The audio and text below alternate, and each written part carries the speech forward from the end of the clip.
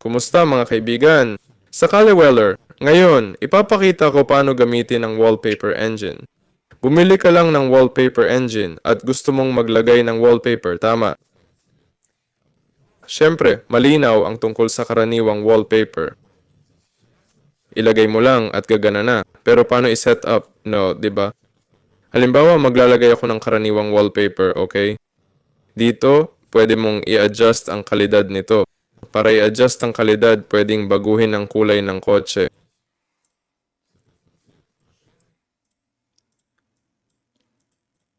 Ganito, tingnan mo.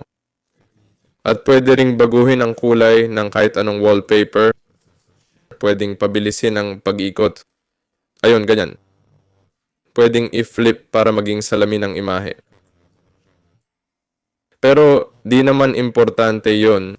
Dito pwedeng piliin ang display, una o pangalawa. May mga interesting din sa settings tungkol sa kalidad. May image quality, pwedeng taasan ng FPS para mas smooth ang galaw.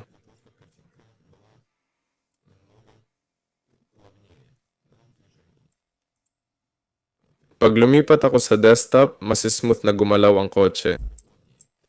Sige, tuloy tayo. Dito, pwede kang pumili ng dagdag na settings.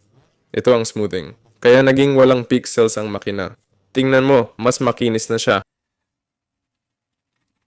Ang post-processing ay nakakaapekto sa texture. Ito ang kalidad ng texture at mga anino. May dynamic light at glare dito. Nakikita mo? Magandang settings. 30 FPS, 2-3 MSAA o i-off na lang.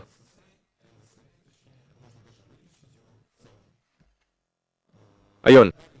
Kung may ibang app, iset sa isang monitor or i-blur.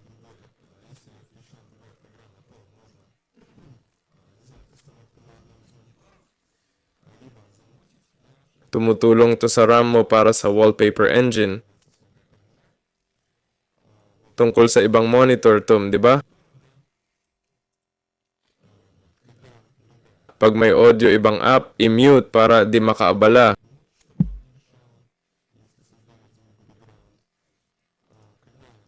Pag off ang screen, i-stop na lang. Bakit? Kasi nakakaubos ng kuryente at performance. Pwede rin gumawa ng rules para sa ibang apps.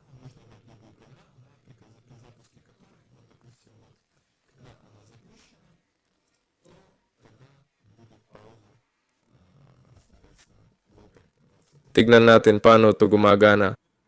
Nakahinto ang makina kasi may app na tumatakbo. Yun lang yon. Si Weller to paalam sa lahat.